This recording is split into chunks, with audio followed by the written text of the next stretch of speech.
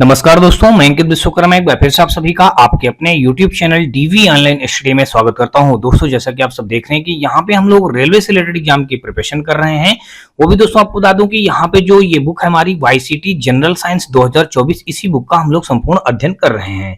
दोस्तों, आपको बता दूं कि ये वीडियो और ये सीरीज हमारी रेलवे से रिलेटेड सभी प्रकार के एग्जामों के लिए बेहद ही महत्वपूर्ण होगी। महत्वपूर्ण दोस्तों इस बात के लिए हम बोल रहे होगी कि रेलवे ने पिछले कुछ वर्षों में जितने भी एग्जाम करवाए हैं उन्हीं सारे एग्जामों में पूछे गए सारे प्रीवियस ईयर के क्वेश्चनों को यहाँ पे दोस्तों हम लोग अध्यायवार अध्याय पढ़ रहे हैं।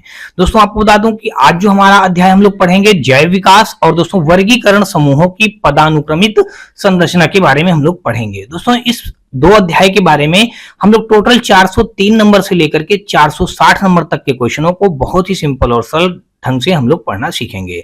दोस्तों, आपको बता दूं कि ये आज का हमारा यानी कि वाईसीटी जनरल साइंस 2024 की बुक में दोस्तों जो हम लोग बायोलॉजी पढ़ रहे हैं, ये बायोलॉजी का आज हमारा पार्ट 7 होगा। और इस पार्ट 7 में दोस्तों हम लोग टोटल 403 नंबर से लेकर के 460 नंबर तक के क्वेश्चनों को बहुत ही सिंपल और सरल तरीके से हल करना सीखेंगे। तो दोस्तों, अगर आपको ये वीडियो और ये सीरीज हमारी पसंद आए तो आप हमारी वीडियो को लाइक करिएगा, अपने दोस्तों ज्यादा से ज्यादा शेयर करिएगा और साथ में दोस्तों यदि चैनल पे पहली बार आए हो तो चैनल को सब्सक्राइब कर दोस्तों बेल घंटी जरूर दबा लीजिएगा। और दोस्तों साथ में आप हमारे WhatsApp channel, Telegram channel, WhatsApp group से जुड़ सकते हैं। इसके लिए दोस्तों आपको बता दूं कि आपको हमारी इसी वीडियो के डिस्क्रिप्शन में इन सभी का लिंक मिल जाएगा जहां से आप लोग आसानी से जुड़ सकते हैं। दोस्तों, ग्रुप में जुड़ने से आपको ढेरों प्रकार के बेनिफिट होंगे। बेनिफिट इस बात के लिए होंगे कि सबसे पहले दोस्तों आपको बता दूं कि ग्रुप में आपको हर रोज का करंट अफेयर वहां पे प्रोवाइड किया जाता है। साथ में दोस्तों आपको बता दूं कि ग्रुप में जुड़ने से आपको यदि कोई मैथ और रीजनिंग से रिलेटेड कोई भी डाउट या डब्ट हो तो उनको भेज करके उसका सोल्यूशन प्राप्त कर सकते हैं। इसके अलावा दोस्तों आपको बता दूं कि ये जो क्लास नोट्स का जो पीडीएफ होता है दोस्तों, इस पीडीएफ को हल सहित आपको ग्रुप पे दे दिया जाता है। इसके अलावा दोस्तों किसी भी प्रकार की कोई भी बुक यदि अगर चाहिए तो उन बुकों का भी पीडीएफ आपको फ्री ऑफ कॉस्ट हमारे ग्रुप पे दे दिया जाता है। तो दोस्तों आप लोग कहीं ना कहीं ग्रुप से भी जुड़िएगा। ग्रुप में जुड़ने से आपको कई प्रकार के बेनिफिट मिलेंगे, तो इस बात का ध्यान रखें। तो चलिए दोस्तों हम लोग स्टार्ट करते हैं जो ये रेलवे से रिलेटेड जो हमारी सीरीज चल रही है दोस्तों। जैसे कि ये दोस्तों आपको बता दूं कि रेलवे एएलपी और technician, JE, NTPC, group D, RPF, SI, paramedical, ये जो एग्जाम होने वाले हैं या भी दोस्तों अपकमिंग वैकेंसियां जो आने वाली हैं उन सभी के लिए ये वीडियो और ये सीरीज हमारी बेहद ही महत्वपूर्ण एवं रामबाण साबित होगा। तो चलिए दोस्तों हम लोग स्टार्ट करते हैं, यानी कि वाईसीटी जनरल साइंस 2024 का बायोलॉजी का पार्ट 7 पढ़ते हैं। और पार्ट 7 का दोस्तों देख लीजिएगा, पहला क्वेश्चन हमारा ये रहा दोस्तों। यहाँ पे हमारा जैव विकास यानी कि ऑर्गेनिक इवोल्यूशन का आज हम लोग पहला क्वेश्चन देखेंगे। पहला क्वेश्चन दोस्तों देख लीजिएगा, यहाँ पे दिया ये गया है। इस पे कहा गया है कि निम्न में से कौन सा जॉर्जेस क्यूवियर 1828 द्वारा अभिज्ञात 3 विशिष्ट मानव जातियों या नस्लों में से नहीं है। देख लीजिए, इसमें ये कहा गया है, इसके कहने का मतलब ये जो 4 विकल्प ये दिए गए हैं, इन 4 विकल्पों में से जो ये जॉर्जेस क्यूवियर 1828 द्वारा अभिज्ञात 3 विशिष्ट मानव जातियों या नस्लों में से नहीं है। यानी कि जो मानव जातियों की 3 नस्लें जो दोस्तों हैं वो आपको बता दूं कि यहाँ पे मंगोल कल्प है, नीग्राइड है और काकेसियाई है। लेकिन जो ये दिया गया है लैपलैंड रियोट जो है वो ये मानव जातियों की नस्लों में से नहीं है। तो कुल मिलाकर के यहाँ पे देखेंगे इसने यही पूछ रखा है कि नस्लों में से नहीं है। तो कौन सा नहीं है दोस्तों? ये जो दिया गया है ए ऑप्शन पे, यानी कि लैपलैंड रियोट जो लिखा हुआ है, यही जो हमारा है जॉर्जेस क्यूवियर 1828 द्वारा 3 विशिष्ट मानव जातियों या नस्लों में से ये नहीं है। कौन? लैपलैंड रियोट नहीं है। तो विकल्प नंबर यहाँ पे देखेंगे तो 403 का हमारा ए के साथ क्वेश्चन राइट हो जाएगा। अगला दोस्तों क्वेश्चन देख लीजिएगा, यहाँ पे 403 के बाद अगर देखेंगे 404 नंबर, और यहाँ पे कहा है कि होमो सैपियंस यानी कि होमो सैपियंस शब्द किसके द्वारा दिया गया था। देखिए, ये होमो सैपियंस दोस्तों जो दिया गया है ये मानव का वैज्ञानिक नाम है। क्या है दोस्तों? ये मानव का वैज्ञानिक नाम है होमो सैपियंस। तो कहा गया कि ये कौन से वैज्ञानिक द्वारा ये नाम दिया गया है, तो ये बात यहाँ पे पूछी गई है। तो ये दोस्तों आपको बता दूं कि यहाँ पे जो लिखा है सी लिनियस, ये जो वैज्ञानिक है सी लिनियस, 404 का अगर दोस्तों देखेंगे तो विकल्प नंबर ए के साथ क्वेश्चन हमारा राइट हो जाएगा। कौन से हो जाएंगे दोस्तों? सी लिनियस जो है हमारे, उन्होंने ही होमो सैपियंस नाम दिया था वैज्ञानिकों के लिए, वैज्ञानिक नाम दिया था मनुष्यों के लिए। कौन? सी लिनियस। और ये कहाँ के थे दोस्तों? ये आपको बता दूं कि स्वीडन के जीव विज्ञानी कैरोलस लिनियस द्वारा होमो सैपियंस नाम दिया गया था। ये कहाँ के थे दोस्तों? ये थे हमारे, हमने बताया दोस्तों स्वीडन के थे। सी लिनियस अगर देखा जाए तो ये कहाँ के वैज्ञानिक थे, ये थे हमारे स्वीडन के वैज्ञानिक थे। कहाँ के थे दोस्तों, स्वीडन के। तो यहाँ पे आप लिख देंगे दोस्तों स्वीडन लिख देंगे। अच्छा ये बात हो गई स्वीडन। अब आगे दोस्तों देख लीजिएगा, यहाँ पे अगला क्वेश्चन हमारा 404 के बाद अगर हम देखेंगे 405 नंबर, यहाँ पे क्या पूछा गया है, यहाँ पे कहा गया कि होमो सैपियंस शब्द किसने गढ़ा था। देखिए वही क्वेश्चन पूछ लिया गया। सी लिनियस जो लिखा है 405 नंबर में, यही हमारा इस क्वेश्चन का राइट आंसर हो जाएगा, क्योंकि अभी अभी मैंने आपको बताया है पिछले क्वेश्चन में, सेम वही क्वेश्चन यहाँ पे भी ये दिया गया है। तो यहाँ पे क्या हो जाएगा 405 का दोस्तों अगर देखेंगे तो ये हमारा सी विकल्प के साथ क्वेश्चन राइट हो जाएगा। यानी कि होमो सैपियंस शब्द किसने गढ़ा था दोस्तों, तो सी लिनियस, ये स्वीडन के वैज्ञानिक थे, उन्होंने इसका नाम दिया था। चलिए भाई अगला क्वेश्चन दोस्तों देख लिया जाए। 405 के बाद हम लोग देखेंगे 406 नंबर, और यहाँ पे कहा गया है कि सर्वाइवल ऑफ द फिटेस्ट वाक्यांश किसने गढ़ा। चार्ल्स डार्विन ने गढ़ा था, या फिर दोस्तों अल्बर्ट आइंस्टीन ने गढ़ा था, या हर्बर्ट स्पेंसर ने गढ़ा था, या फिर आर्किमिडीज ने गढ़ा था। देखिए शब्द क्या है, सर्वाइवल ऑफ द फिटेस्ट, वाक्यांश किसने गढ़ा था। तो ये गढ़ने वाले वैज्ञानिक हो जाएंगे दोस्तों हर्बर्ट स्पेंसर, यानी कि विकल्प नंबर सी, यानी कि 406 का अगर देखा जाए तो विकल्प नंबर सी हमारे इस क्वेश्चन का राइट आंसर हो जाएगा। दोस्तों अगर देखा जाए तो सर्वाइवल ऑफ द फिटेस्ट वाक्यांश को किसने गढ़ा था, तो इस वाक्य का प्रयोग सर्वप्रथम दोस्तों 1864 ईस्वी में सबसे पहले हर्बर्ट स्पेंसर ने इसको गढ़ा था। तो ये हमारा कौन सा हो जाएगा, 1864 हमारा क्या हो जाएगा क्वेश्चन का राइट आंसर हो जाएगा। तो कुल मिलाकर दोस्तों यहाँ पे देखेंगे तो 406 का अगर देखा जाए दोस्तों तो हमारा विकल्प नंबर यहाँ पे सी के साथ क्वेश्चन राइट हो जाएगा। और अगला क्वेश्चन दोस्तों देख लीजिएगा 406 के बाद दोस्तों 407 नंबर, यहाँ पे दोस्तों देख लीजिएगा इसमें क्या दिया गया है।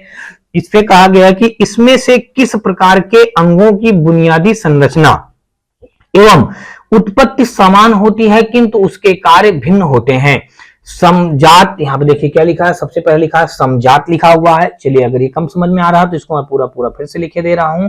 यहाँ पे ये लिखा हुआ समजात शब्द लिखा है, ये लिखा हुआ है सजातीय समरूप, ये लिखा है विषम जातीय स्वरूप, और ये लिखा है समवृत्त लिखा हुआ है। तो दोस्तों आपको बता दूं कि ये जो क्वेश्चन हमारा जो दिया गया है 407 का, यहाँ पे कहा गया कि इनमें से किस प्रकार के अंगों की बुनियादी संरचना एवं उत्पत्ति समान होती है किंतु उसके कार्य भिन्न होते हैं, तो वो हो जाएगा हमारा समजात, यानी कि 407 का देखेंगे तो विकल्प नंबर ए हमारा इस क्वेश्चन का राइट आंसर बन जाएगा।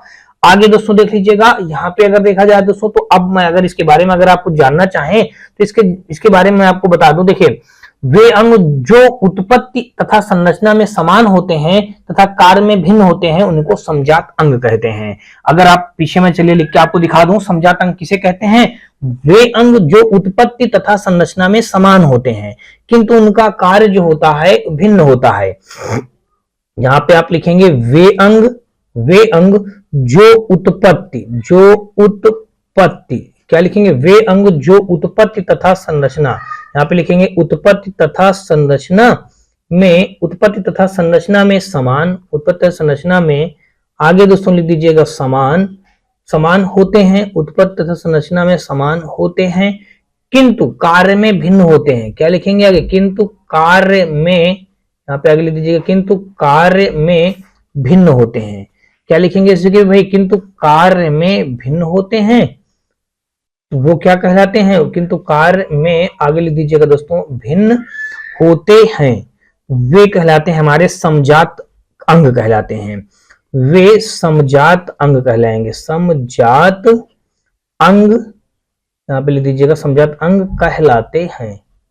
तो अच्छा ये इतनी सी बात हो गई दोस्तों, ये बात हो गई, ठीक है ना। चलिए समजात अंग आपने जान लिया कि वे अंग जो उत्पत्ति एवं संरचना में एक समान होते हैं किंतु उनका कार्य भिन्न होता है, उनको हम समजात अंग कहते हैं, ठीक है। चलिए अगला क्वेश्चन दोस्तों देख लीजिएगा। अब देखिए अगला क्वेश्चन हमारा दिया गया, कह रहा है जिन अंगों की मूल संरचना भिन्न होती है लेकिन दिखने में एक जैसे होते हैं और उनके कार्य भी समान होते हैं उन्हें क्या कहा जाता है, तो दोस्तों उन्हें हम क्या कहेंगे, समरूप अंग कहते हैं। देखिए ये जो 408 नंबर दिया गया है, अभी आपने समजात अंग के बारे में जाना, अब समरूप अंक के बारे में जान लीजिएगा। देखिए समरूप अंक क्या होते हैं, जिन अंगों की मूल संरचना भिन्न होती है लेकिन दिखने में एक जैसे होते हैं और उनके कार्य भी समान होते हैं, उन्हें कहा जाता है समरूप अंग कहा जाता है। यानी कि 408 का देखेंगे तो विकल्प नंबर हमारा डी के साथ क्वेश्चन राइट हो जाएगा। आगे दोस्तों क्वेश्चन देख लीजिएगा 408 के बाद दोस्तों 409 नंबर, और यहाँ पे कहा है कि वैसे अंग जिनकी मौलिक संरचना तो एक समान होती है परंतु उनके द्वारा किया जाने वाला कार्य भिन्न होता है, क्या कहे जाते हैं? जीवाश्म कहे जाते हैं, जात्यावृत्ति नियम कहे जाते हैं, समरूप अंग कहे जाते हैं, या समजात अंग कहे जाते हैं। तो दोस्तों इस क्वेश्चन का जो राइट अंग हो जाएगा, राइट आंसर देखिए, अभी आपने इसके बारे में पढ़ा है कि वैसे अंग जिनकी मौलिक संरचना तो एक समान होती है परंतु उनके कार्य किए जाने वाला कार्य जो होता है वो भिन्न भिन्न होता है। तो अभी आपने स्टार्टिंग में पढ़ा, इसके 2 क्वेश्चन पहले पढ़ा है, समजात अंग होते हैं, यानी कि उनकी मौलिक संरचना वो एक जैसी होती है लेकिन उनके जो कार्य होंगे वो डिफरेंट डिफरेंट होंगे। यानी कि 409 का देखेंगे तो विकल्प नंबर हमारा यहाँ पे डी के साथ क्वेश्चन राइट हो जाएगा। 409 का विकल्प नंबर हमारा डी इस क्वेश्चन का राइट आंसर हो जाएगा। आगे क्वेश्चन दोस्तों देख लीजिएगा 409 के बाद हम दोस्तों देखेंगे 410 नंबर, और 410 नंबर में देख लीजिएगा दिया गया है करा डाट डाट समरूप अंग है। देखिए समरूप अंग पूछा गया है तो समरूप अंग हमारे क्या हो जाएंगे, देख लीजिएगा यहाँ पे नंबर 1 में दिया गया लॉबस्टर की पूंछ और व्हेल के फाल समरूप अंग है। फिर कहा चमगादड़ का पंख और व्हेल का पंख हमारा समरूप अंग है। फिर कहा गया कुत्ते का पैर और डॉल्फिन के फ्लिपर हमारे समरूप अंग है। फिर कहा गया कि मानव हाथ और बैल का पैर समरूप अंग है। तो ये हो जाएगा दोस्तों, आपको बता दूं कि लॉबस्टर की पूंछ और व्हेल के फाल जो है ये समरूप अंग है। 410 का देखेंगे तो विकल्प नंबर हमारा ए के साथ क्वेश्चन राइट हो जाएगा। यानी कि लॉबस्टर की जो पूंछ होती है दोस्तों और व्हेल के जो फाल होते हैं ये समरूप अंग के उसमें ये इनकी गणना होती है। तो 410 का विकल्प नंबर हमारा ए के साथ क्वेश्चन राइट हो जाएगा। और आगे आ जाएंगे दोस्तों 411 नंबर, और यहाँ पे कहा गया है कि मानव जात यानी कि होमो सैपियंस के प्राचीनतम सदस्यों के अवशेष डाट डाट में देखे जा सकते हैं। उत्तरी अमेरिका में, अटलांटिका में, एशिया में, अफ्रीका में। तो दोस्तों ये जो मानव जात के जो जिनको होमो सैपियंस कहा जाता है, इनके प्राचीनतम सदस्यों के अवशेष जो है कहाँ पे देखे जाते हैं, वो दोस्तों अफ्रीका में देखे जाते हैं। ये अफ्रीका शब्द जो हमारा लिखा है डी ऑप्शन पे, तो यही इस क्वेश्चन का राइट। दोस्तों आपको बता दूं कि यहाँ पे जो होमो सैपियंस का उद्भव अगर देखा जाए तो 2 लाख साल पहले अफ्रीका में माना जाता है। तो यहाँ पे देख लीजिएगा अफ्रीका हमारा दिया गया डी ऑप्शन पे, तो 411 का हमारा डी के साथ विकल्प हमारा राइट हो जाएगा। और अगला क्वेश्चन दोस्तों देख लीजिएगा 411 के बाद हम लोग 412 नंबर देखेंगे, और यहाँ पे कहा गया है कि मनुष्यों के क्रम विकास का अध्ययन इंगित करता है कि हम किसी एक ही प्रजाति से संबंधित हैं जो डाट डाट में विकसित हुई है। दोस्तों देख लीजिएगा अब इसमें किसमें विकसित हुई है, अफ्रीका में, अमेरिका में, मध्य एशिया में, पश्चिम एशिया में। तो दोस्तों इस क्वेश्चन का जो राइट आंसर बन जाएगा आपको तो बता दूं 412 का हमारा जो राइट बनेगा वो बन जाएगा अफ्रीका। अभी आपने पीछे क्वेश्चन में पढ़ा है कि मनुष्य के क्रम विकास का अध्ययन इंगित करता है कि हम सभी एक ही प्रजाति से संबंधित हैं जो अफ्रीका में विकसित हुआ है। अफ्रीका में ही मैंने बताया आज से लगभग 2 लाख साल वर्ष पूर्व वहां पे होमो सैपियंस का विकास हुआ है, यानी कि मनुष्यों का विकास हुआ है। तो यहाँ पे अफ्रीका शब्द हमारा हो जाएगा राइट आंसर। तो यहाँ पे आप क्या भर देंगे दोस्तों, अफ्रीका भर दिया जाएगा। तो अफ्रीका शब्द यहाँ पे दोस्तों देख लीजिएगा दिया गया है ए पे, तो 412 का देखेंगे तो विकल्प नंबर ए इस क्वेश्चन का राइट आंसर हो जाएगा। और अगला क्वेश्चन दोस्तों देख लीजिएगा 413 नंबर, और यहाँ पे दोस्तों देख लीजिएगा हमारा दिया ये गया है, इस पे कहा गया कि मानव विकास का अध्ययन यह इंगित करता है कि हम सभी एक ही प्रजाति से संबंधित हैं जो कि निम्न में से डाट डाट में विकसित हुए हैं, पश्चिम एशिया में, मध्य एशिया में, अफ्रीका में, अमेरिका में। मानव विकास का अध्ययन यह इंगित करता है कि हम सभी एक ही प्रजाति से संबंधित हैं जो कि निम्न में से डाट डाट में विकसित हुए हैं। तो 13 का अगर दोस्तों देखेंगे तो यहाँ पे भी आपने पढ़ते चले आ रहे हैं दोस्तों, देख लीजिएगा अफ्रीका शब्द हमारा यहाँ पे क्या हो जाएगा राइट आंसर, जो कि सी पे दिया गया है। यानी कि 413 का देखेंगे तो विकल्प नंबर हमारा सी इस क्वेश्चन का राइट आंसर हो जाएगा। यानी कि मानव विकास का अध्ययन यह इंगित करता है कि हम सभी एक ही प्रजाति से संबंधित हैं जो कि निम्न में से अफ्रीका में विकसित हुए हैं, बिल्कुल राइट आंसर बन जाएगा। और आगे क्वेश्चन दोस्तों देख लीजिएगा 414 नंबर, और यहाँ पे 414 नंबर क्वेश्चन पे दोस्तों देख लीजिएगा दिया ये गया है, इस पे कहा गया कि निम्नलिखित कारकों में से कौन सा जाति उदयन यानी जब मौजूदा जातियों से नई जातियां विकसित होती हैं में योगदान नहीं करता है। तो दोस्तों देख लीजिएगा अपसारी विकास हो जाएगा, आनुवांशिक प्रवाह हो जाएगा, भौगोलिक पार्थक्य हो जाएगा, विभिन्नता हो जाएगा। तो दोस्तों आपको बता दूं कि ये हो जाएगा अपसारी विकास, उसको कहा जाता है। विकल्प नंबर ए जो हमारा दिया गया है 414 का, ए हमारा इस क्वेश्चन का राइट आंसर हो जाएगा। निम्नलिखित कारकों में से कौन सा जाति उदयन यानी जब मौजूदा जातियों से नई जातियां विकसित होती हैं में योगदान नहीं करता है, वो है अपसारी विकास। यानी कि 414 का विकल्प नंबर हमारा ए के साथ क्वेश्चन राइट हो जाएगा। आगे दोस्तों देख लीजिएगा, 414 के बाद हम लोग देखेंगे 415 नंबर, और यहाँ पे हमारा दिया ये गया है, इस पे कहा गया है कि मानव जाति के आनुवंशिक मूल कहाँ मौजूद हैं। मानव जाति के आनुवंशिक मूल कहाँ मौजूद हैं? ऑस्ट्रेलिया में, अंटार्कटिका में, अफ्रीका में, अमेरिका में।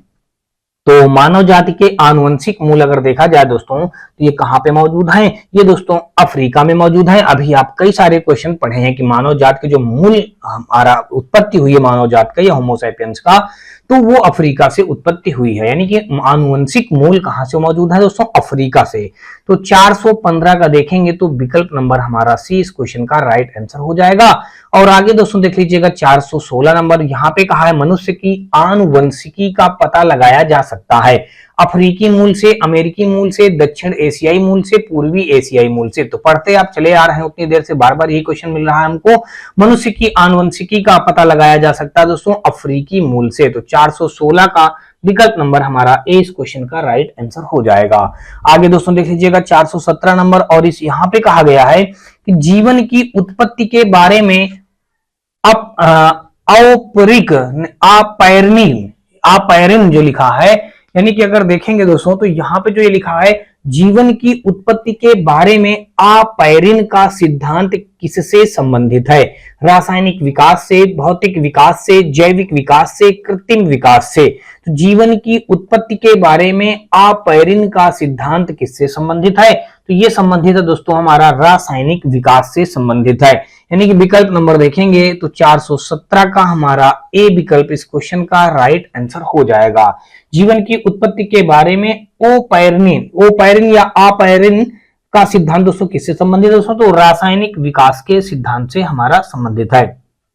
अब दोस्तों देख लीजिएगा इसकी उत्पत्ति जो दोस्तों हुई थी ये हाल्डेन यानी इंग्लैंड के अनुसार जीव की उत्पत्ति पहले से अवस्थित जीव रहित कार्बनिक पदार्थ से हुई है।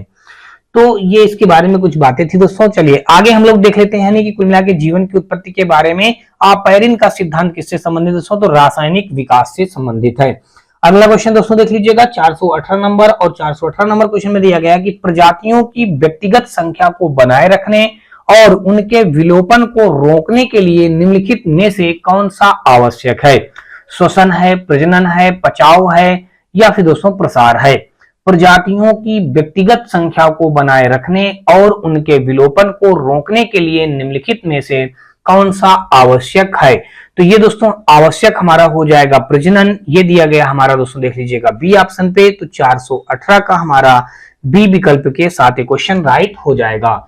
आगे दोस्तों देख लीजिएगा यहाँ पे हमारा कुल मिलाकर के प्रजातियों की व्यक्तिगत संख्या को बनाए रखने के लिए उनके विलोपन को रोकने के लिए इनमें से कौन सा गुण आवश्यक है? तो दोस्तों प्रजनन आवश्यक है, यानी कि ये बात सभी को पता है। चलिए अगला क्वेश्चन हम लोग देखते हैं 419 नंबर, और यहाँ पे दिया गया है, कहा गया कि निम्नलिखित में से कौन प्रजातियों की संख्या को बनाए रखने और उनकी विलुप्तता को रोकने के लिए आवश्यक है? तो वही क्वेश्चन दोस्तों अभी आपने जैसे पढ़ा 18 नंबर पे, वही 19 नंबर में पढ़ रहे हैं दोस्तों देख लीजिएगा। तो यहाँ पे विकल्प नंबर ए में जो दिया गया प्रजनन, यही हमारा इस क्वेश्चन का राइट आंसर बन जाएगा। आगे दोस्तों देख लीजिएगा 420 नंबर, और 420 नंबर में दिया गया है कि आद्य वायुमंडल कम हो रहा था क्योंकि हाइड्रोजन परमाणु कुछ ही थे, हाइड्रोजन परमाणु सक्रिय थे और अधिक संख्या में थे, ऑक्सीजन परमाणु अधिक थे, नाइट्रोजन परमाणु अधिक थे। तो यहाँ पे 420 का अगर दोस्तों देखेंगे तो विकल्प नंबर बी जो हमारा दिया गया है देख लीजिएगा, हाइड्रोजन परमाणु सक्रिय थे और अधिक संख्या में थे। ये हो जाएगा 420 का हमारा विकल्प नंबर दोस्तों बी के साथ क्वेश्चन हमारा राइट हो जाएगा। यानी कि हाइड्रोजन परमाणु सक्रिय थे और अधिक संख्या में थे, यही आद्य वायुमंडल कम हो रहा था, यही इसका कारण है दोस्तों, ठीक है ना। चलिए अगला दोस्तों देख लीजिएगा 421 नंबर में देखते हैं क्या दिया गया है। यहाँ पे कहा है कि जीवधारियों में नई प्रजाति का क्रमिक विकास करने की संभावना इनमें से किसकी अधिक है? द्विवर्ण अणुओं का विभाजन, निषेचन, बंडिंग या पुनर्जनन? तो दोस्तों देख लीजिएगा इसमें क्या पूछा, जीवधारियों में नई प्रजाति का क्रमिक विकास करने की संभावना इनमें से किसकी अधिक है? तो वो हो जाएगा दोस्तों, आपको बता दूं कि द्विवर्ण अणुओं का विभाजन होता है। यहाँ पे विकल्प नंबर अगर देखेंगे तो ए जो हो जाएगा हमारा इस क्वेश्चन का राइट आंसर बन जाएगा। तो कंफर्म हो गया दोस्तों आपको कि जीवधारियों में नई प्रजाति का क्रमिक विकास करने की संभावना इनमें से किसकी अधिक है? तो द्विवर्ण अणुओं का विभाजन से संबंधित है। तो 421 का अगर देखेंगे तो विकल्प नंबर हमारा ए के साथ क्वेश्चन राइट हो जाएगा। आगे दोस्तों देख लीजिएगा 422 नंबर, और यहाँ पे हमारा दोस्तों देख लीजिएगा दिया गया है, कहा गया है कि ओरिजिन ऑफ स्पीसीज नामक पुस्तिका किसके द्वारा लिखी गई है? देखिए अभी आपने इसको पढ़ा है कि ओरिजिन ऑफ स्पीसीज नामक पुस्तिका किसके द्वारा लिखी गई है, तो ये दोस्तों आपको बता दूं ये चार्ल्स डार्विन के द्वारा लिखी गई थी। किसके द्वारा लिखी गई थी दोस्तों? चार्ल्स डार्विन, हमारा जो सी पे दिया गया है, यानी कि ओरिजिन ऑफ स्पीसीज नामक पुस्तिका किसके द्वारा लिखी गई थी? तो चार्ल्स डार्विन के द्वारा लिखी गई थी। तो 422 का अगर दोस्तों देखेंगे तो विकल्प नंबर सी हमारे इस क्वेश्चन का राइट आंसर हो गया। दोस्तों अब इसको कब लिखा गया था अगर आप देखेंगे तो ये 24 नवंबर 1859 को लिखा गया था। देखिए कब लिखा गया था? 24 नवंबर 1859 को, 1859 ईस्वी में ये चार्ल्स डार्विन ने अपनी पुस्तक ओरिजिन ऑफ स्पीसीज को विज्ञान में एक मौलिक वैज्ञानिक अवधारणा और क्रम विकास संबंधी जीव विज्ञान की नींव के रूप में इनको माना जाता है। तो कुल मिलाकर के इसको कब लिखा गया? मैंने आपको बताया 24 नवंबर 1859 ईस्वी में लिखा गया था। कौन लिखा था? चार्ल्स डार्विन ने लिखा था ओरिजिन ऑफ स्पीसीज नामक पुस्तिका। चलिए आगे दोस्तों देख लीजिएगा 423 नंबर, इसमें कहा है किस युग के दौरान डायनासोर फले फूले?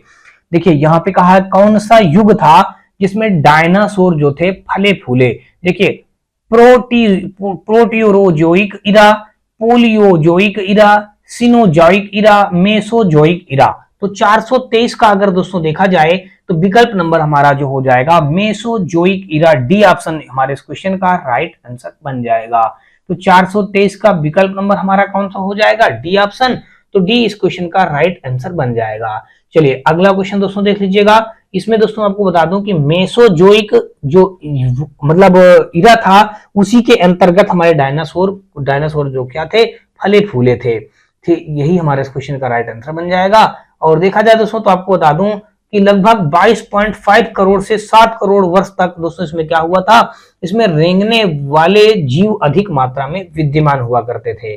तो ये बात इससे रिलेटेड हो गई। चलिए आगे दोस्तों देख लीजिएगा 424 नंबर, और यहाँ पे हमारा कहा गया निम्नलिखित में से कौन सा निम्नलिखित में से कौन सा वह विचार है कि नई प्रजातियों का विकास उनके परिभाषित परिवर्तन के कारण हुआ है? प्राकृतिक चयन, उत्परिवर्तन, पुनर्संयोजना, नॉन रैंडम मेंटिंग।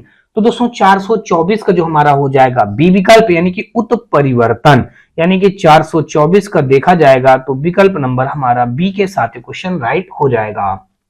फिर से समझ लीजिएगा, कहा गया है कि नई प्रजातियों का विकास उनके परिभाषित परिवर्तन के कारण हुआ है। तो लगभग दोस्तों किसके कारण हुआ है? उत्परिवर्तन के कारण हुआ है। तो 424 का विकल्प नंबर हमारा विकल्प नंबर यहाँ पे बी के साथ क्वेश्चन राइट हो जाएगा। और अगला दोस्तों देख लीजिएगा 424 के बाद 425 नंबर, यहाँ पे दिया गया है, कहा गया है कि जीवों द्वारा जीने के लिए और अधिक वंश वृद्धि के लिए बेहतर अनुकूलित वातावरण बनाने की प्रक्रिया को क्या कहते हैं? प्राकृतिक चयन कहेंगे, परिवर्तन कहेंगे, पुनः संयोजन कहेंगे, नॉन रैंडम मेंटिंग कहेंगे। तो दोस्तों 425 का जो ये हो जाएगा, यहाँ पे जीवों द्वारा जीने के लिए और अधिक वंश वृद्धि के लिए बेहतर अनुकूलित वातावरण बनाने की प्रक्रिया को हम प्राकृतिक चयन कहते हैं। क्या कहते हैं दोस्तों? प्राकृतिक चयन बोला जाएगा। विकल्प नंबर ए पे मौजूद है, यही हमारा इस क्वेश्चन का राइट आंसर हो जाएगा। तो अगला क्वेश्चन दोस्तों देख लीजिएगा 426 नंबर, और यहाँ पे दोस्तों देखेंगे 426 में हमारा दिया गया है, कहा गया है कि निम्नलिखित में से किसे टायरंट लिजार्ड किंग कहा जाता है? क्या कहा जाता है दोस्तों? टायरंट लिजार्ड किंग। इसमें से किसे टायरंट लिजार्ड किंग कहा जाता है? तो वो हो जाएगा दोस्तों प्रोटोसेराटॉप्स को, टायरेसोनासोरस रेप्स को, डिप्लोडोकस को, कॉम्ससोगनैथस को। तो ये कहा जाएगा दोस्तों टायरेनोसोरस रेप्स को। तो ये दोस्तों विकल्प नंबर जो बी हमारा हो जाएगा, ये इस क्वेश्चन का राइट आंसर बन जाएगा। अगला क्वेश्चन दोस्तों देख लीजिएगा, ये जो हमारा अगला यहाँ पे देख लीजिएगा दिया गया है 426 के बाद हम लोग 427 नंबर देखेंगे और यहाँ पे कहा गया है कि मनुष्यों के वैज्ञानिक नाम होमो सैपियंस का अर्थ क्या है। देखिए इरेक्ट होमोनिड अर्थ है, लार्ज वेंट होमिनिड अर्थ है, या दोस्तों यहाँ पे बाइपीडल हेमिनिड अर्थ है, या दोस्तों वाइज होमोनिड अर्थ है इसका। यहां पे इसने ये कहा है कि मनुष्यों के वैज्ञानिक नाम, देखिए जो मनुष्यों का वैज्ञानिक नाम क्या है दोस्तों, मनुष्यों का वैज्ञानिक नाम होमो सैपियंस है। तो कहा गया है इसका अर्थ क्या होता है, इसका अर्थ दोस्तों होता है वाइज होमोनिड होता है, यानी कि 427 का देखेंगे तो विकल्प नंबर डी हमारा इस क्वेश्चन का राइट आंसर हो जाएगा। क्या हो जाएगा दोस्तों, 427 का विकल्प नंबर डी इस क्वेश्चन का राइट आंसर हो जाएगा। आगे दोस्तों देख लीजिएगा, इस मतलब मानव बुद्धिमान, मतलब देखिए यहाँ पे कहा गया है कि जिसमें दोस्तों इसको क्या वाइज होमोनिड के नाम से हम लोग जानते हैं मानव को, होमो सैपियंस नाम को, ठीक है। आगे दोस्तों देख लीजिएगा 428 नंबर, फिर यहाँ पे कहा गया वैज्ञानिक नाम होमो सैपियंस का अर्थ क्या है। देखिए क्या अर्थ है, सीधा आदमी, या फिर दोस्तों लंबा आदमी, या बुद्धिमान आदमी, या कामकाजी आदमी। तो दोस्तों ये नहीं, वैज्ञानिक नाम होमो सैपियंस का अर्थ है बुद्धिमान आदमी। 428 का विकल्प नंबर हमारा सी इस क्वेश्चन का राइट आंसर हो जाएगा। अगला दिया गया है कि आधुनिक मनुष्य का वैज्ञानिक नाम क्या है। आधुनिक मनुष्य का वैज्ञानिक नाम अगर देखेंगे तो 429 का अभी आप पढ़ते चले आ रहे हैं होमो सैपियंस हो जाएगा, जो भी विकल्प नंबर सी पे मौजूद है, तो सी हमारा इस क्वेश्चन का राइट आंसर हो जाएगा। आगे दोस्तों देख लीजिएगा, होमो सैपियंस के रूप में वर्गीकृत किए जाने वाले प्रारंभिक होमिनाइड्स डाट थे, क्या थे, अगेस्टरलाइन थे, क्रो-मैग्नन थे, निएंडरथल थे, या प्रोकांसल थे। तो 430 का दोस्तों देखेंगे तो विकल्प नंबर बी यानी कि क्रो-मैग्नन थे, यानी कि 430 का विकल्प नंबर हमारा बी इस क्वेश्चन का बिल्कुल राइट आंसर हो जाएगा। चलिए आगे दोस्तों देख लीजिएगा, 430 के बाद हम लोग देखेंगे दोस्तों 431 नंबर, और यहाँ पे हमारा कहा गया है कि जैविक विकास को डाट के तौर पर परिभाषित किया गया है। जीन बहाव, उपार्जित गुणों की वंशागति, या प्राकृतिक चयन, या आनुवंशिक अपवाह। तो दोस्तों 431 का जो हमारा हो जाएगा विकल्प नंबर सी यानी कि प्राकृतिक चयन जो हो जाएगा इस क्वेश्चन का राइट आंसर हो जाएगा। यहाँ पे हमारा 431 का विकल्प नंबर सी इस क्वेश्चन का राइट आंसर हो जाएगा। क्या होगा दोस्तों, जैविक विकास को डाट के तौर पर परिभाषित किया गया है, तो वो है दोस्तों हमारा प्राकृतिक चयन हो जाएगा। आगे दोस्तों देख लेते हैं 432 नंबर, और यहाँ पे कहा गया है कि डाट विकास के सिद्धांत से संबंधित है। देखिए मिलर संबंधित है, चार्ल्स डार्विन संबंधित है, जीन बैप्टिस्ट लैमार्क संबंधित है, या ग्रेगर मेंडल संबंधित है। तो ये हो जाएगा दोस्तों चार्ल्स डार्विन जो हमारा दिया गया विकल्प नंबर बी पे, यही हमारा इस क्वेश्चन का राइट आंसर हो जाएगा। तो 432 का विकल्प नंबर बी इस क्वेश्चन का राइट आंसर हो जाएगा। आगे दोस्तों देख लीजिएगा 433 नंबर, और 433 नंबर क्वेश्चन पे दिया गया है, कहा गया है कि 19वीं शताब्दी में डाट ने प्राकृतिक चयन द्वारा प्रजातियों के विकास का सिद्धांत प्रस्तुत किया था। जोहान मेंडल ने, चार्ल्स डार्विन ने, जॉन डाल्टन ने, या जोहान डॉबेराइनर ने। तो दोस्तों 433 का जो हमारा हो जाएगा 19वीं शताब्दी में कहा है डाट ने प्राकृतिक चयन द्वारा प्रजातियों के विकास का सिद्धांत प्रस्तुत किया था, तो वो है दोस्तों चार्ल्स डार्विन हो जाएंगे। तो 433 का विकल्प नंबर हमारा बी इस क्वेश्चन का राइट आंसर हो जाएगा। आगे दोस्तों देख लीजिएगा 434 नंबर, और यहाँ पे दिया गया, कहा गया कि विकास का सिद्धांत किसके द्वारा प्रस्तावित किया गया था। Charles Darwin, Charles Dickens, Albert Einstein, या आइजैक न्यूटन। तो इस क्वेश्चन का जो हो जाएगा चार्ल्स डार्विन जो थे वही उन्होंने क्या किया था, विकास का सिद्धांत को प्रस्तावित किया था। यानी कि 434 का देखेंगे तो विकल्प नंबर ए पे ही हमारा चार्ल्स डार्विन मौजूद है, तो चार्ल्स डार्विन हमारा इस क्वेश्चन का राइट आंसर हो जाएगा। अभी आपने इस क्वेश्चन को पढ़ा है कि चार्ल्स डार्विन ने जैव विकास की व्याख्या अपनी पुस्तक कौन से में किया, द ओरिजिन ऑफ स्पीसीज में व्यक्त किया था। यानी कि क्या व्यक्त किया था दोस्तों, विकास के सिद्धांत को चार्ल्स डार्विन ने अपनी पुस्तक द ओरिजिन ऑफ स्पीसीज में व्यक्त किया था। इस क्वेश्चन को दोस्तों अभी आपको मैंने पीछे बताया है, तो इसलिए दोस्तों मैं यहाँ पे लिख करके नहीं दिखा रहा हूं, ठीक है ना। चलिए आगे दोस्तों देख लेते हैं 435 नंबर में देख लीजिएगा, दिया गया कहा गया किस वैज्ञानिक ने द थ्योरी ऑफ इवोल्यूशन का प्रतिपादन किया। अलेक्जेंडर फ्लेमिंग ने, अरस्तु ने, आइजैक न्यूटन ने, या चार्ल्स डार्विन ने। करा देखिए किस वैज्ञानिक ने द थ्योरी ऑफ इवोल्यूशन का प्रतिपादन किया? तो वो वैज्ञानिक दोस्तों अभी आपने पढ़ा है, चार्ल्स डार्विन है। यानी कि 435 का विकल्प नंबर डी इस क्वेश्चन का राइट आंसर बन जाएगा। आगे दोस्तों देख लीजिएगा 436 नंबर, और यहाँ पे कहा गया है निम्नलिखित में से कौन सा एक एंथ्रोपाइड के 3 सुपर फैमिली में से एक नहीं है? देखिए एंथ्रोपाइड्स के कहा 3 सुपर फैमिली में से एक नहीं है। नए जमाने के बंदर, पुराने जमाने के बंदर, होमिनाइड्स या एंथ्रोपिथेकस। तो दोस्तों 436 का यहाँ पे जो हो जाएगा वो हो जाएगा एंथ्रोपिथेकस, यानी कि एंथ्रोपिथेकस दिया गया है डी ऑप्शन पे। तो 436 का विकल्प नंबर हमारा डी इस क्वेश्चन का राइट आंसर हो जाएगा। आगे दोस्तों देख लीजिएगा 436 के यहाँ पे हमारा विकल्प नंबर डी इस क्वेश्चन का राइट आंसर हो गया। और आगे दोस्तों देख लीजिएगा यहाँ पे 436 के बाद हम लोग देखेंगे 437 नंबर, और यहाँ पे कहा है कि 2015 में जीनस होमो की एक नई प्रजाति की खोज rising star cave system cradle of humankind दक्षिण अफ्रीका के दीना लेडी चैम्बर में की गई थी। तो ये दोस्तों कौन है? देखिए होमो नलेडी, होमो इरेक्टस, होमो लैबिलस या होमो रुडोलेफेसिस। दोस्तों यहाँ पे देखिए 437 में जो दोस्तों दिया गया है ये 2015 में कहा गया है जीनस होमो की एक नई प्रजाति की खोज rising star cave system cradle of humankind दक्षिण अफ्रीका के दीना लेडी चैम्बर में की गई थी। तो वो है दोस्तों होमो नलेडी, यहाँ पे लिखा है विकल्प नंबर ए। तो यहाँ पे विकल्प नंबर हमारा ए के साथ क्वेश्चन राइट हो जाएगा, होमो नलेडी। ये क्वेश्चन का क्या बन जाएगा? राइट आंसर बन जाएगा। इन्होंने दोस्तों क्या किया था? इन्होंने जीनस होमो की एक नई प्रजाति की खोज की थी, और जो दोस्तों हमारा rising star cave system cradle of humankind दक्षिण अफ्रीका के दीना लेडी चैम्बर में की गई थी। तो यहाँ पे होमो नलेडी जो हो जाएंगे इस क्वेश्चन का राइट आंसर बन जाएगा। और अगला क्वेश्चन दोस्तों देख लीजिएगा 438 नंबर, यहाँ पे दिया गया है, इस पे कहा गया है कि मानवीय विकास के संबंध में हाल ही में खोज की गई कड़ी कौन से जीवाश्म की खोज है? लूसी है, होमो नलेडी है, होमो सैपियंस है या ऑस्टियोपिथोलिन्स है?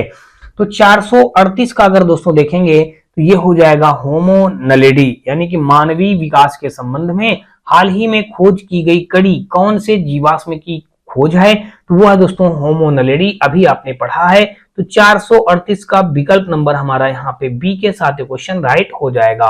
आगे दोस्तों देख लीजिएगा 439, यानी कि यहाँ पे लिखा है टैकिग्लोसस डाट के बीच एक संयोजक कड़ी है। देखिए कौन सी कड़ी है? टैकिग्लोसस डाट के बीच एक संयोजक कड़ी है। देखिए उभयचरों और सरीसृपों की, पक्षियों और स्तनधारियों की, सरीसृपों और पक्षियों की, सरीसृपों और स्तनधारियों की।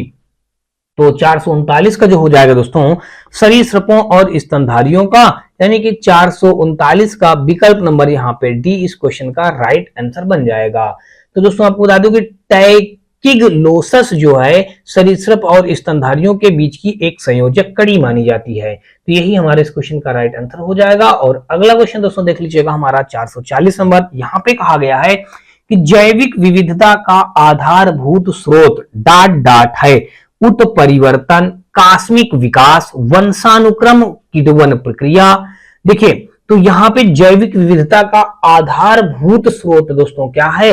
वो है उत्परिवर्तन। विकल्प नंबर दोस्तों देख लीजिएगा उत्परिवर्तन ए पे मौजूद है।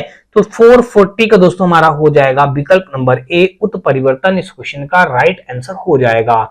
आगे दोस्तों देख लीजिएगा 441 के बाद हम लोग देखेंगे 441 नंबर, और यहाँ पे दोस्तों देख लीजिएगा दिया गया कि डाट लाखों वर्षों से आदिम जीवों में क्रमिक परिवर्तनों का अनुक्रम है जिसके परिणाम स्वरूप नई प्रजातियों का गठन होता है।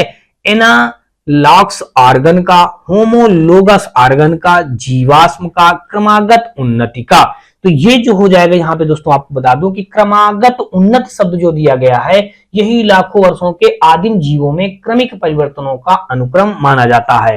यानी कि क्रमागत उन्नत देखिए दिया गया है डी ऑप्शन पे। तो विकल्प नंबर डी यानी कि 441 का विकल्प नंबर डी इस क्वेश्चन का राइट आंसर बन जाएगा। और आगे दोस्तों देख लीजिएगा 442, यहाँ पे दिया गया है कि ऑरिजिन ऑफ स्पीसीज प्रजाति की उत्पत्ति नामक पुस्तक किसने लिखी थी? देखिए ऑरिजिन ऑफ स्पीसीज नामक पुस्तक दोस्तों कौन लिखा था? तो चार्ल्स डार्विन ने लिखा था, ये दिया गया है सी ऑप्शन पे। तो 442 का हमारा विकल्प नंबर सी इस क्वेश्चन का राइट आंसर हो जाएगा। अभी आपने पढ़ा है कि और द ऑरिजिन ऑफ स्पीसीज नामक पुस्तक के लेखक जो है दोस्तों वो लैमार्क नहीं दोस्तों वो है चार्ल्स डार्विन, यानी कि विकल्प नंबर सी हमारा हो जाएगा राइट आंसर हो जाएगा। तो चार्ल्स डार्विन शब्द यहाँ पे हमारा राइट आंसर बन जाएगा। और अगला क्वेश्चन दोस्तों देख लीजिएगा, यहाँ पे हमारा दिया गया है 442 के बाद देखेंगे तो 443 में देख लीजिएगा क्या दिया गया है भाई। इस पे कहा गया है कि आप विकास के सिद्धांत को किससे जोड़ सकते हैं। विकास के सिद्धांत को किससे जोड़ा जाएगा, यहाँ पे देख लीजिएगा 4 ऑप्शन दिए गए हैं, मिलर, डार्विन और यहाँ पे उरे, फिर लिखा है Mendel.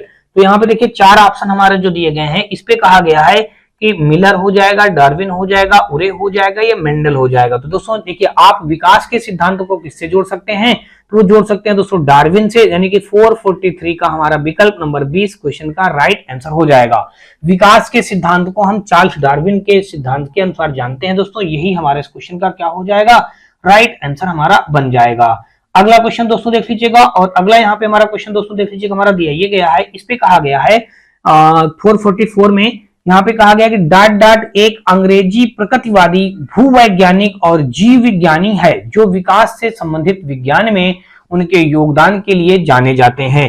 Charles Robert Darwin, R.H. Whittaker, Mendeleev, Linnaeus. तो दोस्तों 444 का अगर देखेंगे तो विकल्प नंबर ए जो हमारा है चार्ल्स डार्विन जो है यही इस क्वेश्चन का राइट आंसर हो जाएगा। चार्ल्स रॉबर्ट डार्विन एक अंग्रेजी प्रकृतिवादी भूवैज्ञानिक और जीव विज्ञानी हैं जो विकास से संबंधित विज्ञान में उनके योगदान के लिए जाने जाते हैं।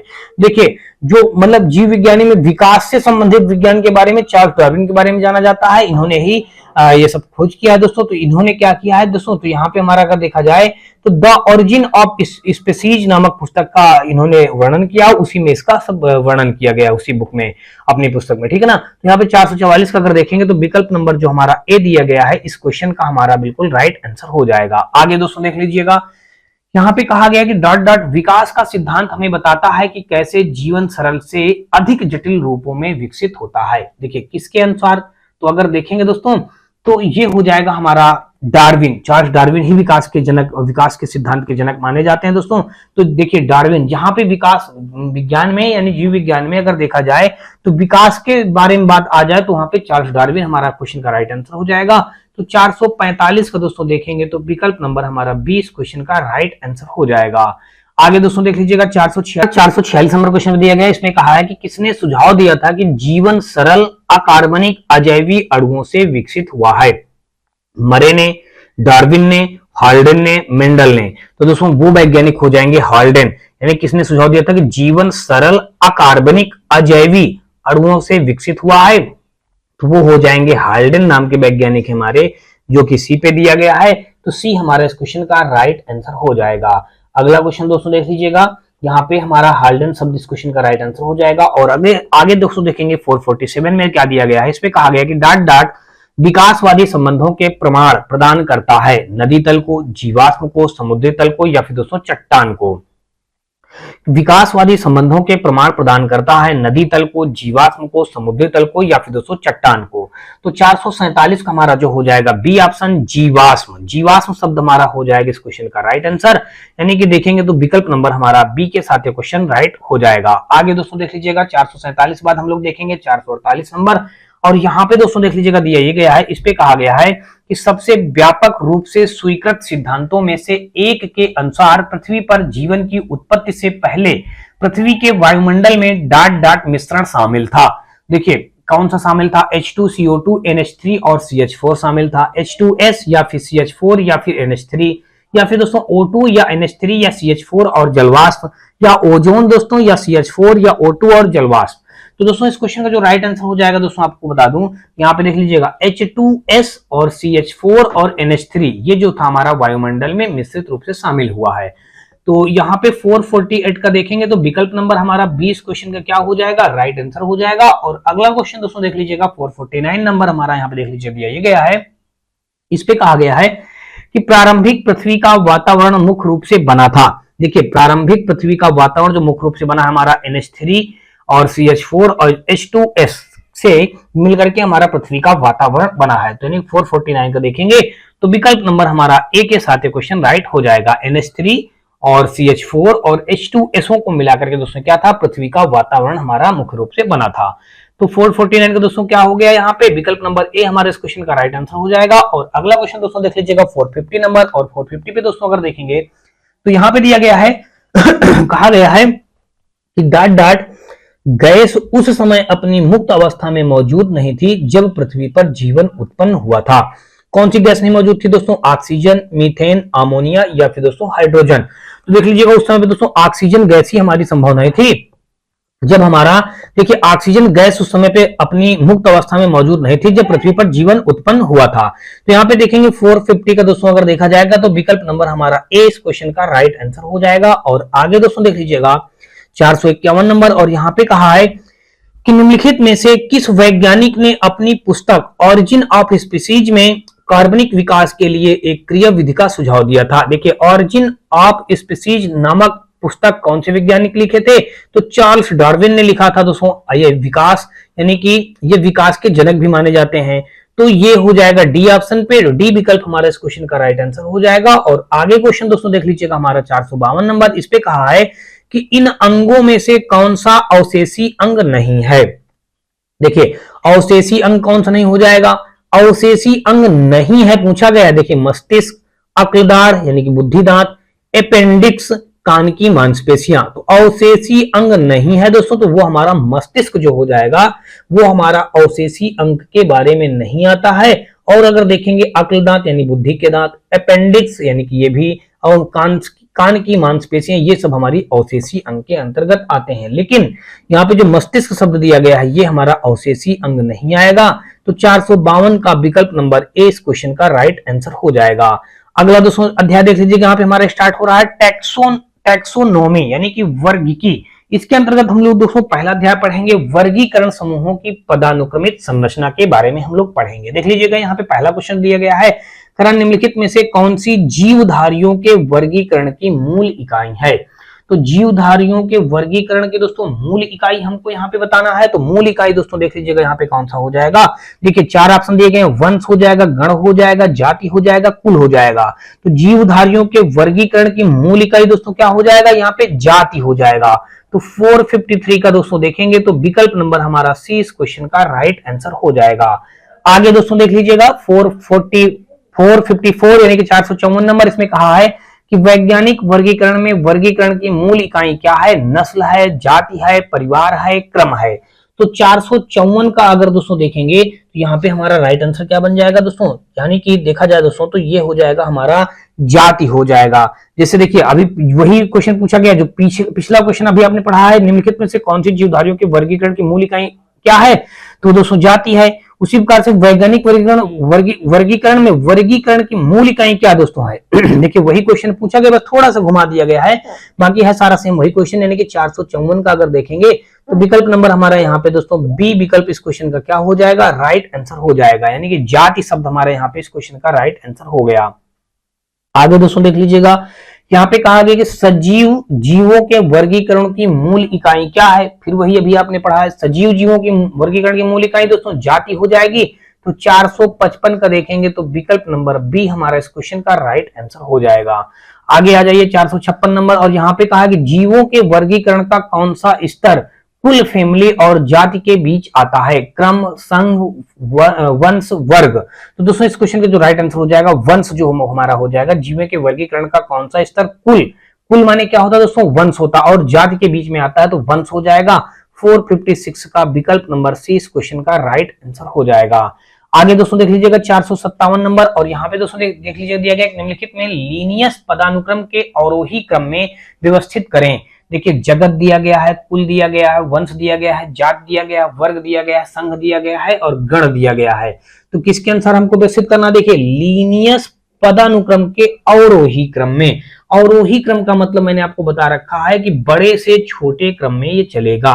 देखिए बड़े से छोटे क्रम में अगर चलेंगे तो देखिए सबसे पहले हमारा सबसे बड़ी श्रेणी हमारी जगत आता है, जगत के बाद दोस्तों हमारा संघ आ जाएगा, संघ के बाद हमारा वर्ग आता है, वर्ग के बाद दोस्तों हमारा गण आता है, गण के बाद दोस्तों अगर देखेंगे तो हमारा यहाँ पे कुल आता है, कुल के बाद दोस्तों क्या आएगा हमारा देख लीजिएगा, हाँ वंश आएगा, कुल के बाद हमारा अगला क्या आएगा, वंश आएगा, वंश के बाद दोस्तों हमारा जाति आएगा। तो दोस्तों देख लीजिए, ये हमने इनको क्या किया, अवरोही क्रम में लगा दिया। किसमें लगा दिया दोस्तों, अवरोही क्रम।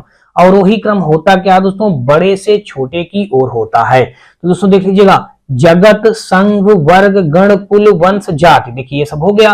तो ये दिया गया दोस्तों, देख लीजिएगा सी ऑप्शन पे। तो सी विकल्प हमारा 457 का दोस्तों देखेंगे तो विकल्प नंबर सी इस क्वेश्चन का राइट आंसर हो जाएगा। आगे दोस्तों देख लीजिएगा 458 नंबर, फिर दोस्तों देख लीजिएगा वही पूछा गया है कि प्राणी वर्गीकरण का पदानुक्रम निम्न में से कौन सा हो जाएगा। देखिए प्राणी का इस बार पूछा, पिछली बार क्या पूछा था दोस्तों, मतलब उसमें हमारा लीनियस पदानुक्रम के बारे में पूछा था। तो यहाँ पे अगर देखेंगे तो सेम वही चीज है। देखिए प्राणी वर्गीकरण पूछेंगे तो भी वही बात है, अगर वहां पे पूछा जाए आपसे लीनियस पदानुक्रम का अवरोही क्रम पूछा जाए तब भी वही बात हो जाएगा। तो यहाँ पे अगर देखेंगे तो यहाँ पे अगर देखिए प्राणी वर्गीकरण से मिलता जुलता है। तो यहाँ पे हमारा प्राणी वर्गीकरण का देखेंगे तो सबसे पहले हमारा क्या आ जाएगा, देखिए संघ आ जाएगा हमारा, संघ के बाद हमारा वर्ग आ जाएगा, वर्ग के बाद हमारा गण आ जाएगा, गण के बाद हमारा कुल आ जाएगा, कुल के बाद हमारा वंश आ जाएगा, वंश के बाद हमारा प्रजाति आ जाएगा। तो ये दोस्तों देख लीजिएगा सी पे मौजूद है। तो देखेंगे तो 458 का हमारा विकल्प नंबर सी इस क्वेश्चन का राइट आंसर हो जाएगा। आगे दोस्तों देख लीजिएगा 459 नंबर, और यहाँ पे दोस्तों देख लीजिएगा दिया गया है, कहा है कि 5 जगत प्रणाली में वर्गीकरण का मुख्य आधार डॉट डॉट होता है, पोषण, श्वसन, उत्सर्जन या संचलन। तो 459 का अगर आप देखेंगे दोस्तों तो यहाँ पे क्या भर दिया जाएगा दोस्तों, पोषण। देखिए पोषण शब्द हमारा ए विकल्प पे दिया गया है। 5 जगत प्रणाली में वर्गीकरण का मुख्य आधार दोस्तों पोषण होता है। तो 459 का विकल्प नंबर ए इस क्वेश्चन का राइट आंसर हो जाएगा। आगे दोस्तों देख लीजिएगा 459 के बाद हम लोग देखेंगे 460 नंबर, और यहाँ पे हमारा दिया गया, कहा गया कि वर्गीकरण के विभिन्न पदानुक्रमों में किस समूह में अधिकतम समान लक्षण वाले जीवों की संख्या सर्वाधिक है। वंश, गण, कुल, जगत। देखिए कहा गया वर्गीकरण के विभिन्न पदानुक्रमों में किस समूह में अधिकतम समान लक्षण वाले जीवों की संख्या सर्वाधिक है। तो ये दोस्तों हो जाएगा, आपको बता दूं कि जीवों की संख्या जो सर्वाधिक हो जाएगी तो वो दोस्तों हो जाएगा जगत, यानी कि किंगडम, यानी कि 460 का अगर देखेंगे तो विकल्प नंबर यहाँ पे हमारा डी इस क्वेश्चन का राइट आंसर हो जाएगा। 460 का दोस्तों विकल्प नंबर क्या हो जाएगा, डी, और यही हमारा इस क्वेश्चन का राइट आंसर बन जाएगा। और दोस्तों आपको बता दूं कि ये आज के इस पार्ट का ये हमारा अंतिम क्वेश्चन था। उम्मीद करता हूं दोस्तों आपको ये वीडियो और ये सीरीज बेहद ही पसंद आई होगी। दोस्तों अगर इस वीडियो का कोई भी पार्ट थोड़ा सा भी पसंद आया हो तो आप हमारे वीडियो को लाइक करिएगा, अपने दोस्तों में ज्यादा से ज्यादा शेयर करिएगा, और दोस्तों यदि आप चैनल पे पहली बार आए हो तो चैनल को सब्सक्राइब कर दोस्तों बेल घंटी जरूर दबा लीजिएगा। साथ में दोस्तों आप हमारे WhatsApp channel, Telegram channel, WhatsApp group से जुड़ सकते हैं। इसका लिंक दोस्तों आपको हमारी इसी वीडियो के डिस्क्रिप्शन में दिया गया है, जहां से आप लोग आसानी से जुड़ सकते हैं। दोस्तों ग्रुप में जुड़ने से आपको कई सारे बेनिफिट होंगे। सबसे पहले दोस्तों आपको हर रोज का करंट अफेयर आपको हमारे ग्रुप पे दे दिया जाता है। उसके साथ साथ दोस्तों आपको बता दूं कि आपका किसी भी प्रकार किसी भी सब्जेक्ट से रिलेटेड कोई डाउटेड होगा तो उसको आप भेज करके उसका सॉल्यूशन प्राप्त कर सकते हैं। साथ में दोस्तों ये क्लास नोट्स का हल सहित पीडीएफ दे दिया जाता है। इसके अलावा दोस्तों आपको बता दूं कि किसी भी प्रकार की कोई बुक वगैरह चाहिए तो उस बुक का पीडीएफ भी आपको फ्री ऑफ कॉस्ट दे दिया जाता है। तो चलिए दोस्तों हम लोग नेक्स्ट वीडियो मिलेंगे, नेक्स्ट पार्ट में मिलते हैं दोस्तों। तब तक के लिए दोस्तों जय हिंद। दोस्तों वीडियो कैसी लगी आप हमें कमेंट सेक्शन में कमेंट करके जरूर बताया करें। तो चलिए नेक्स्ट वीडियो मिलते हैं दोस्तों, तब तक के लिए जय हिंद।